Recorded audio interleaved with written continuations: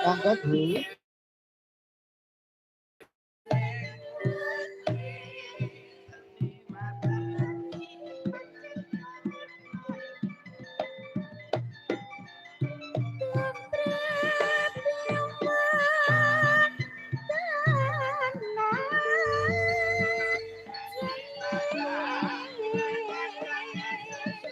Sampai cemar-cemar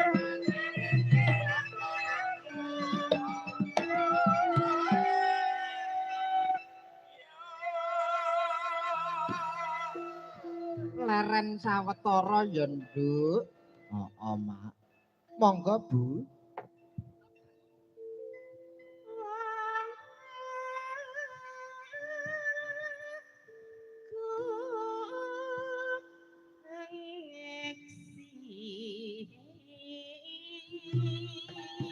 Suara sule kumandang suarane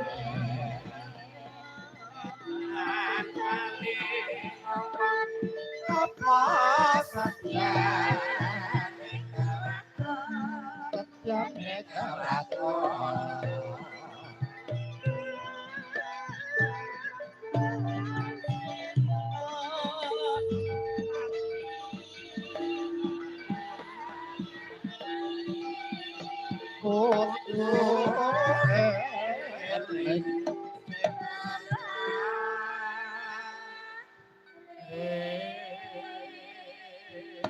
ora ngaring kudu eling kang peparing ya Nduk. Heeh, Mak.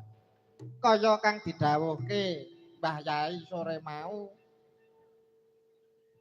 Wujud syukur marang ngarsa dalem Allah kuwi ora mung ana lisan ning ya nganggo tandang tanduk ya Nduk.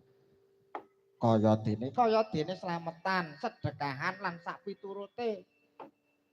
Kaya ngono. Monggo Mbak Yu. Padha bingung, Nduk. Aja Mbak Yu dong. Mboke. Neng ke sing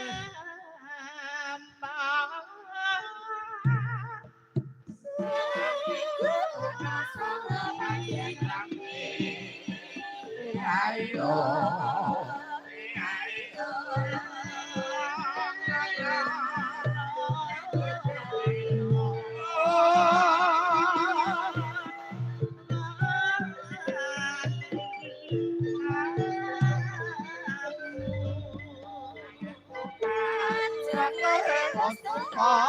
Nami kula lepat pangapura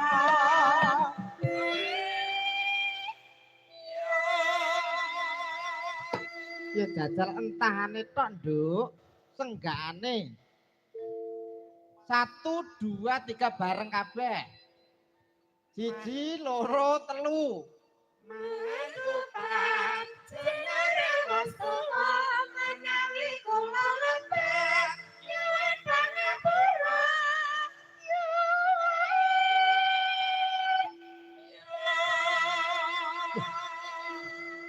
jan kompak ya Nduk kompak Napa kupik?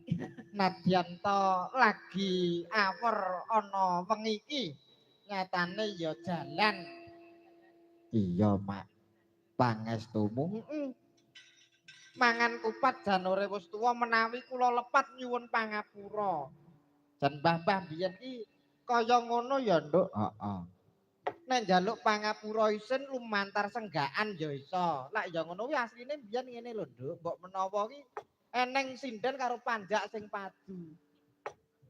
Sinden karo panjak sing padu piye? Panjake iki arep njaluk sepura ki isin. Terus dadi senggaan mangan kupat janure wis tuwa menawi kula lepat nyuwun pangapura sindene nyauri. Iya. Nah. Mangga